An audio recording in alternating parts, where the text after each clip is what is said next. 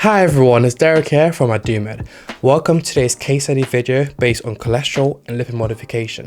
Now there's a few commonly examined aspects of this topic area. So we think about our QRISK tool, also we think about how we assess for and manage the statin side effects, and also of course thinking about our targets when it comes to commencing patients on statin therapy. So we'll look at all of this in today's case study. Now as always, don't forget to pause just before the end of each question, write your answers down and click continue when you're ready to move on. I've also attached a link to our theory video, which has got all the theory and all the knowledge you need to get through this case study. With all of that said, let's dive straight in.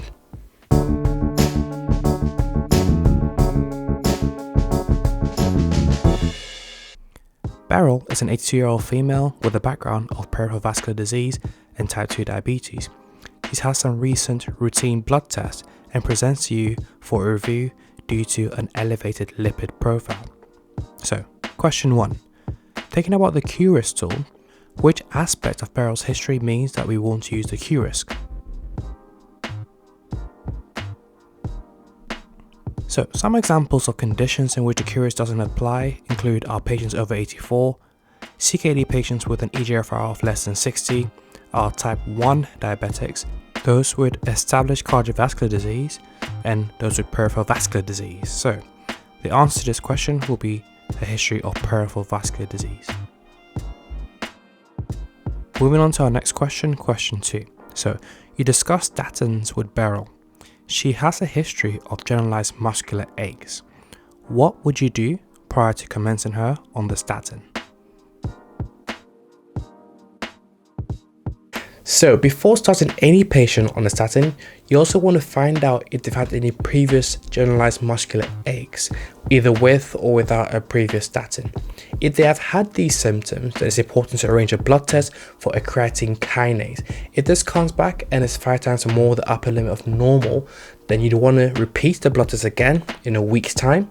And if the repeat test is still elevated at 5 times the upper limit of normal, then do not start them on a statin. If it is less than this figure, then you can start them on a statin, but start them at a lower dose. Question 3. Following your consultation, Beryl is commenced on atorvastatin 20 mg. So, what is our overall target for the reduction of non-HDL cholesterol?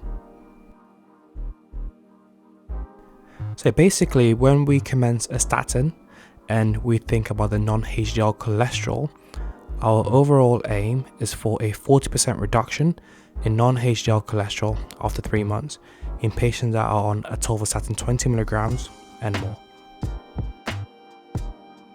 So that brings us to the end of today's video. As always, if you found it helpful, don't forget to leave a like and subscribe.